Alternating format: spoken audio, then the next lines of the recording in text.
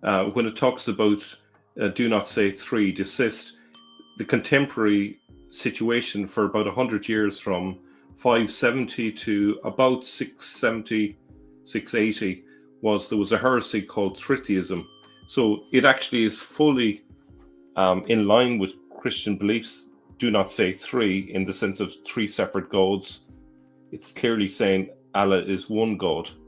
But so the problem is obviously the Saint has now interpreted that as being an anti-Trinitarian idea, but actually, at least in the time that presumably it was written, it's the contemporary situation is there were monks all over Syriac regions that got caught up in this tritheism, which was from a philosopher called John Philoponus. So I think that's something we have to kind of take into account.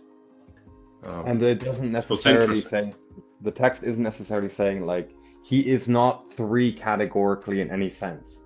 Contextually, it's saying, he is not, say not three, for he is one, right? It's not even tapping into necessarily the distinction between hypostasis and like the nature and the persons, right? True. So yeah, it is big.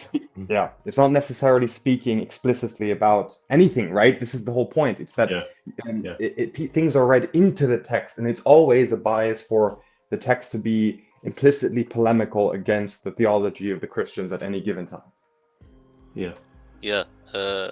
In the Quran, there is two ways of saying three, and this is something that no one noticed.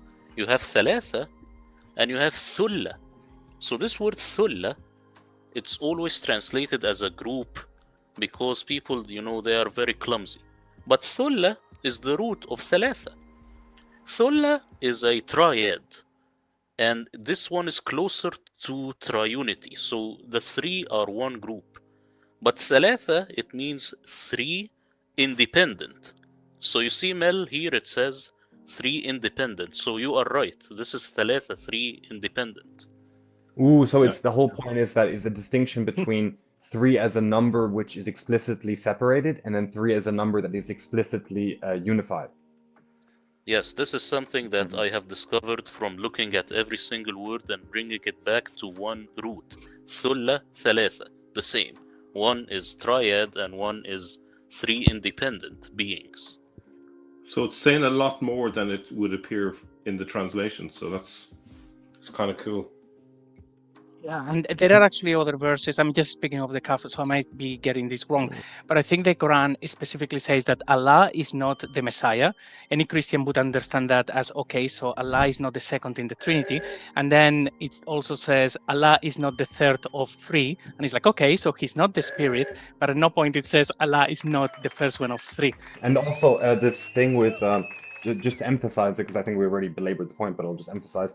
Because using the term that in the context of do not say three, in the context of discussing the deity category, right? It's using the word, according from what my understanding here, it's using the word for the three of a group, as in that there are three gods now, right? That rather, presumably, you should use the other word, which in the category of God suggests basically Father is God, the Son is God, the Spirit is God, right? They're all three God. A one Trinity. Yeah, it's Trinity, right? The word Trinity in English, I think the Christians but I think it would be a better translation to say triunity. That's why Muslims, they catch Christians at the word Trinity. Triunity, maybe it fits more, but the Quran here is talking, just like Mel is saying, about tritheism. And how do I know? I know from the word itself, just based on the language. Thalatha, this is not thulla. You see?